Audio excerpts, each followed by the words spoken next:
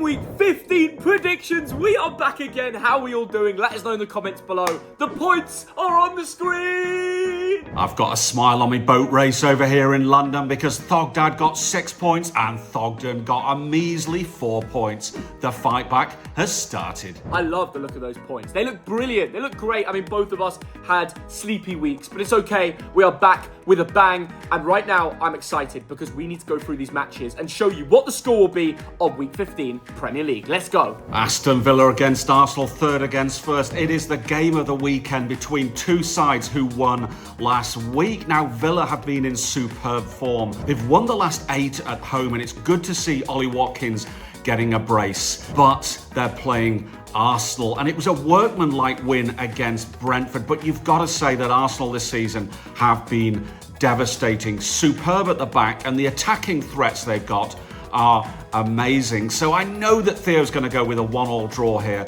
So I'm going to be different and say Villa 1, Arsenal 2. Sorry, Villa. Two of the best. Let's make them pay. Aston Villa against Arsenal. The whole tent will be rocking. Villa have won again 4-3 away at Brighton. What a match that was. Who'd have expected that? Brighton had a great home record, and then Villa turned up and they didn't stop scoring. Ollie Watkins, he runs down the forward line for me. I've just made that song. I know what they sing. Do, do, do, do. Ollie Watkins. But it's boring now, so I made a new one. That's how good he is. He's back just in time for the England call-up, maybe, for the World Cup. I don't know if he'll get that, but, well, of course he will. He's in my squad for sure. But for Villa, he needs to keep scoring. For Unai Emery, they need to keep pushing up that Premier League table. Third place now, smashing it, loving it. Now, can Villa stop Arsenal, the title hopes? Give Chelsea or Man City a slim chance of that Premier League title? Well, more Man City than Chelsea, shall I say. But I will add that Villa have a great chance of stopping Arsenal. Do not think this will be an Arsenal walkover. Declan Rice is injured as well, who won't play in this fixture.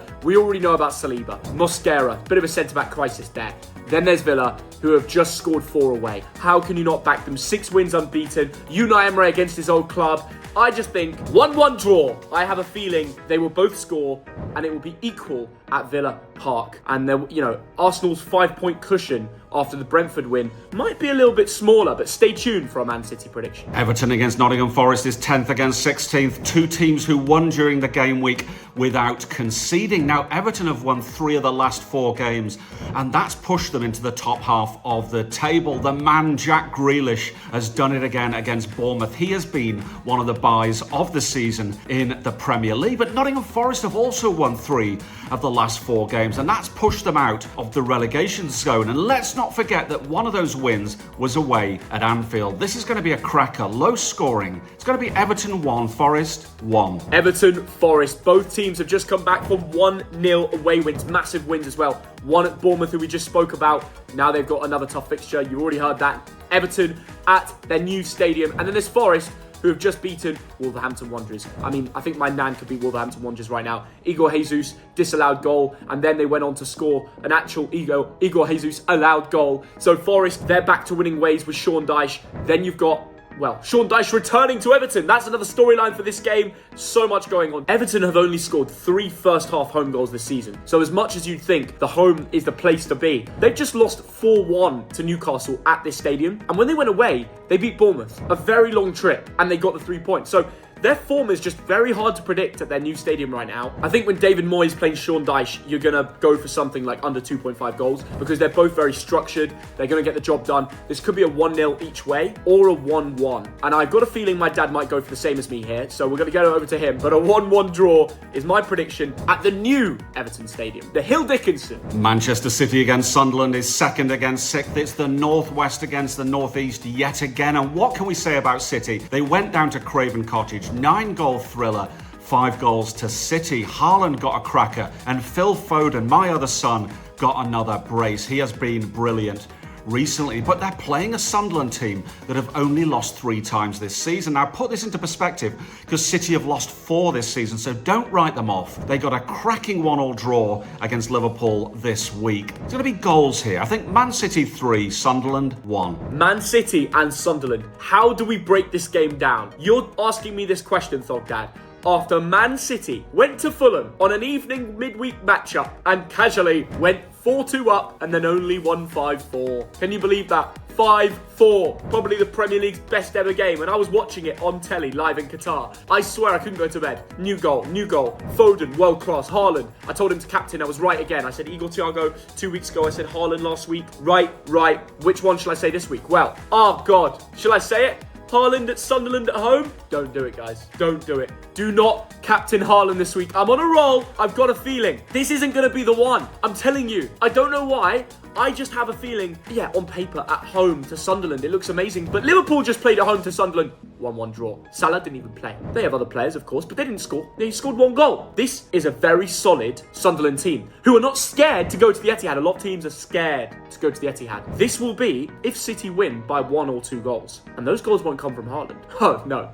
They'll come from Doku. They'll come from Bernardo Silva. They'll come from the defenders who contribute regularly. I'm going to say a small Manchester City 2, Sunderland 1 win. And by the way, if City beat Sunderland at home, they should be very happy. They should celebrate that with a lot of passion because this game is not a walkover. Newcastle United against Burnley is 12th against 19th. It's the Northeast against the Northwest and a massive game for both clubs. Now, Newcastle, a bit of a lacklustre season, but they've had a mini revival and got 7 points in the last 3 games, but they will be very disappointed to concede late against Spurs. And they're playing a Burnley side who've lost the last 5. They couldn't find the net against Crystal Palace. They're not a bad side, but they're a little bit out of their depth in this league. This is going to be Newcastle 2, Burnley 0. Newcastle back at St James's Park with a much easier game this time. They're playing Burnley at home rather than Tottenham. Now, I watched the Tottenham game and I thought they started incredible. We saw all the boys up top linking up well. Walter Mata, Gordon, Barnes, everyone just really fluid, looking good. Second half, they forgot how to play football. They just let Tottenham climb back into that game. Thomas Frank told his team to get that all-important goal. At the end, Romery, overhead kick, boom, 2-2. Great game for the neutral, but really disappointing to see Newcastle allow Tottenham to climb back in it. At home, they made it look like Tottenham were the home team. You know, slowly developing momentum. Later into that match, they were working their way through them. And this is a very average Tottenham team. It makes me worry. What level is Newcastle currently at? Despite all that, Burnley's level is probably the worst in the Premier League. You know, I gave them some faith in a draw I predicted against Crystal Palace at home. They lost 1-0. Week before that, they lost 3-1 to Brentford. The week before that, at home, they didn't even score against Chelsea 2-0. Then they lost 3-2 to a very, very poor West Ham at the time. The last 5 games, Premier League, no distractions, no cup, no Europe, obviously. Whilst Newcastle have had European distraction, they've had to go away to Marseille. Then they went and smashed Everton 4-1. You know, and then they had to play Tottenham, you know, who did turn up in the end, but they should have won that game. This will be a battering. They're going to smash Burnley, and they're going to go out there, and Walter Mata's going to have fun. If you have a Newcastle forward in your team, captain them this week. Walter Mata's scoring a brace. Newcastle are going to win 3-0. They're going to smash them. Tottenham Hotspur against Brentford is 11th against 13th. It's a mid-table clash. It's a London derby. It's the Thomas Frank derby. Now Spurs in miserable form. 2 points in the last 5 games. But that comeback against Newcastle, a brace from Romero, was impressive. So have they turned a corner? They're playing a Brentford side who are kind of win one, lose one all season. They weren't embarrassed against Arsenal, but they were second best. And most importantly, they've lost the last 3 on the road. So I'm going to go for a shock result here. I think Spurs are going to win at home 2-1. Over to North London, where we are predicting a game that links well, because we've just spoken about Newcastle. It's Tottenham against Brentford, and Tottenham have just gone up to the Northeast and come away with a draw. That might have saved Thomas Frank's job. Well done. Well done. No, seriously. Because that Romeru overhead kick, off his knee, by the way, we're not giving him credit, but the fight was there, the passion was there, the accuracy doesn't really matter if it goes in. And 2-2, all the Tottenham fans going back to London with a draw. Loving life. You know, that was a game that they used to only enjoy 3 points at, but it's okay. It's okay. And now at the new Tottenham Stadium, they've just got to beat the old boys, the old Thomas Frank's old friends at home, basically keep his job. I think if they don't win this game, Thomas Frank could be sacked. I mean, they can't continue. How many games is it now without a win? God, you have to go far back to Everton Tottenham, 26th of October for their last win. That's how many games? They've played 8 games since then. This is a Tottenham team who, not long ago, were flying around the top of the table. Now the second half of the table. 19 points. They're on the same points as Brentford. Oh my God. Thomas Frank, get your act together. Please, just win this game. Igor Thiago will still be licking his lip. The Brentford team will be thinking we can come here and win. Everybody comes here and wins. I'm really worried. I had written down 1-1. I thought this game would be a draw. I'm not excited too much by the ability of Tottenham at home right now. I don't think anybody is. But for the sake of his job, he might just have to win. But you know, I'm just going to do it. I'm going to say that Tottenham don't win again. Everything's against them. Brentford looks solid. They're going to come in with a game plan, and it's going to work. 1-1 draw. Tottenham will not win again. Even though I've just changed my mind, I've done it. AFC Bournemouth against Chelsea, 14th against 4th. Two teams who had really disappointing defeats during the week. Now, Bournemouth were turned over by Everton. They've got 1 point in the last 5 games. Their season is disintegrating, and Chelsea went to Elland Road and they were bullied by Leeds. They were second best, but I think this is going to be just a bit of a blip. It's going to be normal service resumed for Chelsea at the weekend. Bournemouth 1, Chelsea 2. The Cherries are having a shocker, aren't they, Thogdad? Loss after loss. The last time was at home to Everton, not good enough. They got Grealished, you know? He's trying to show Tuchel what he's all about. Then we've got Chelsea, who may have just lost the game that's put them out the title hopes. Nah, well, I mean, losing to Leeds, you're not going to win a title that year, are you? I'm sorry. 3-1 to Leeds away. Not a great result. They've given Leeds the win for the first time in a while. We'll talk about them more later. But for the Blues, you know, it's been a busy fixture list. They've had Champions League games. Barcelona, they got the win. Arsenal, they stopped them at home. As I predicted, everyone thought I was wrong. And, you know, I was wrong about the Leeds-Chelsea game. But, you know, geniuses are going to get one wrong every so often. And that was my one that I'd get wrong. But for Bournemouth, I do think, look, I mean, they've conceded 13 goals in 5 games. Andoni Iraola's form has gone out the window. Complete head loss. Winless in the last 7 against Chelsea too. So if he does it here, it's unlikely without Tyler Adams. But Chelsea missing Caicedo. So no holding mids. Could be a goal frenzy. I'm not going to go for too much. Bournemouth 1, Chelsea 2. And I think João Pedro will score because both his head-to-heads last year against Bournemouth, he scored in the first 15 minutes. Both games. So watch out for the Pedrinho and maybe partnered by Cole Palmer. Leeds United against Liverpool now, and that's 17th against 9th. It is Yorkshire against Lancashire, and the atmosphere at Elland Road is going to be supercharged because Leeds ended a run of really poor results with an incredible historic victory over Chelsea. 16 shots on target. They played some superb football, and the fans will never forget that victory. They're out of the relegation zone, and then certainly not certain to go down. They've got fight in them, and I love that. And they're playing a Liverpool side who got their first draw of the season against Sunderland. Not a brilliant result, but it was good to see Wirtz nearly get his goal. And you know what? I'm going to make a prediction here that Wirtz scores at Elland Road. It's going to be Leeds 1, Liverpool 2. And I know Theo's going to disagree with that. Elland Road, what a rocking atmosphere it was to beat their rivals Chelsea, really. 3-1, and now they're back-to-back. Not a better time to face Liverpool. Not a better time after beating Chelsea. Onslaught will even show up. I don't know. Will Salah show up or will he be off to AFCON already? He'll probably be wearing that, you know, that full mask again. He doesn't want to play. No one wants to play against Leeds with this atmosphere in December. Oh, there's only one way this game goes. And you know I'm going to say it. And my dad will not predict it. This is the amazing thing. People are asking me, Theo, how are you beating your dad with predictions? Well, I just take a bit of a gamble. I take a bit of a risk. Leeds are going to win this game. And it's obvious to me. And I know my dad is not going to say it. So how can I lose at predictions this year? Yes, they went to West Ham and won 2-0, but there were still very unhappy faces. Leeds smashed Chelsea. Liverpool couldn't even beat Sunderland at home. 1-1 draw. The only creative player was when Salah came on. I think he made 4 big chances, which was more than any of the forward line. It puts more Onslaught questions in his head. Who's he going to play? Will he start? I think if he actually just goes and starts Salah, they could come away with a result. But there's no point. He's literally resting for African Cup. Doesn't want to get injured. Egypt are looking for their 7th African Cup title in Morocco.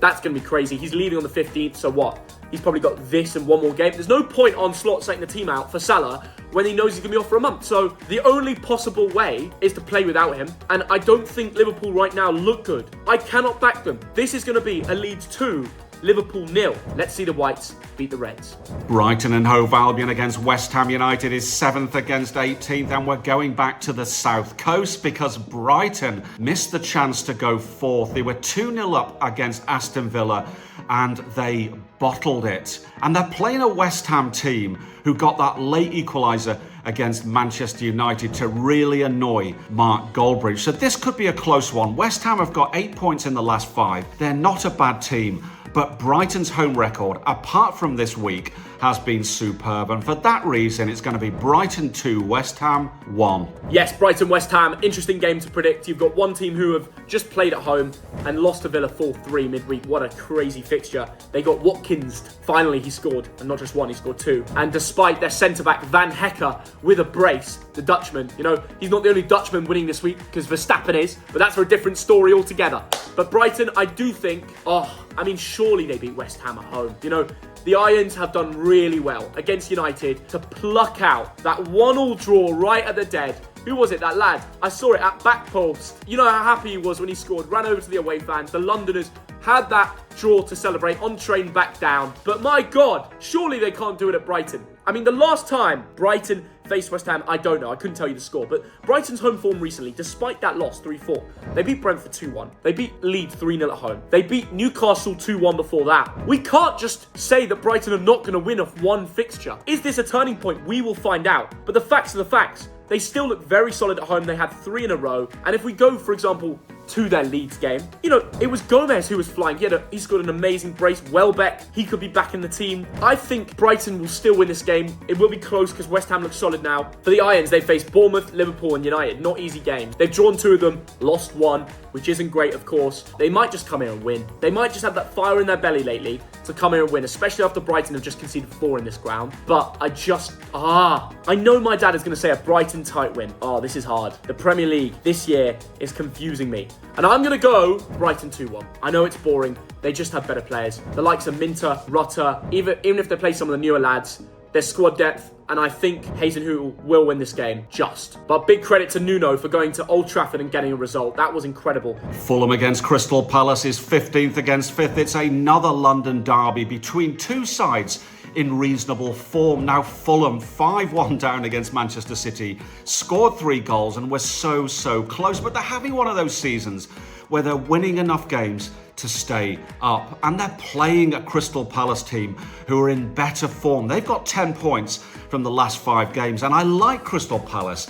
They've got that combination of attacking flair and defensive solidity. But the thing about Fulham, if you look at the stats, they either lose or win at home. It's very rare that they draw at Craven Cottage. So I'm going to surprise myself and say Fulham 2, Crystal Palace 1. Fulham Crystal Palace now. Fulham will have fire in their belly after just about losing to Manchester City. But the last time I went against Crystal Palace, it bit me in the back, or whatever the saying is. Crystal Palace, I thought would get a draw against Burnley, but Burnley let me down. Fulham are a much better team. So if I was to go for the same analysis, I'd say Fulham to win by 1 goal, and that is probably likely because Fulham, although they fell apart against Man City, they came fighting back. And to be honest, these are 2 very solid teams. I'm going to go with a 1-1 draw. I know it's boring, but Fulham wouldn't surprise me if they go out there and win this game, because Marco Silva and that Fulham team at home again at Craven Cottage looking for a better result.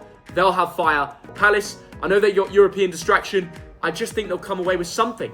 1-1. And finally, Wolverhampton Wanderers against Manchester United is 20th against 8th. 2 teams with great history books. But I tell you what, the fans will be looking to history now for a little bit of comfort. Wolves have been woeful this season. 2 points, 7 goals scored, and the latest defeat was at home to Nottingham Forest. And the worst thing is, they only had 1 shot on target. I had a beer with a Wolves mate on Monday. He turned to me and he said, "We're playing Bolton Wanderers next season." I hope that he's right. And Man United missed the chance to go 5th with that 1-1 draw against West Ham United. United are not a bad team at the moment, but they're mediocre and they are a shadow of the teams of the past. This is going to be Wolves 0, Manchester United 1. And that's all from me in London. Thogden, you've been in Qatar too long. Come on, get back home and buy me a pint. See ya. Wolves United now. I can't back Wolverhampton Wanderers to win yet. I'm sorry, Rob Edwards. Forest came there, they had more shots, they scored, they had a disallowed goal, then they scored again. There was nothing to produce anything but a United win in this fixture. I can't back Wolves at all. And until they prove to me that they can do it, it's very hard to say anything else. Amorim will have more headaches after West Ham scored very late on at Old Trafford. but I feel like they play with a bit more freedom away, a little less pressure, because that is such a big stadium, Old Trafford, to get a result at. But the likes of Mbeumo, the likes of Bruno Fernandes, they're going to cook against Wolves. I just know it. They're going to turn up there. They won't just score one. They'll score two, cushion, win the game, and go back to Old Trafford with 3 points. It is not all doom and gloom for the United faithful, okay? I do think they'll get the job done here. Wolves are probably, it's the easiest fixture of the whole calendar year. I mean, if you can't win this, I question what you can win. I'm sorry to the Strand Larsen and the Wolverhampton faithful. You are going down this year. United are getting the win. And if you have Mbeumo in your fantasy, probably worth captaining. Or Bruno. One of those two. Thank you for watching the Premier League predictions this week. Let us know in the comments, what do you think is going to happen? The games are coming thick and fast. What's happening to Tottenham at the moment? What's happening to Liverpool? And let me know who is winning the Premier League. Surely Arsenal can't hiccup to Villa. All the best. See you all in a bit. See you down there. Bye.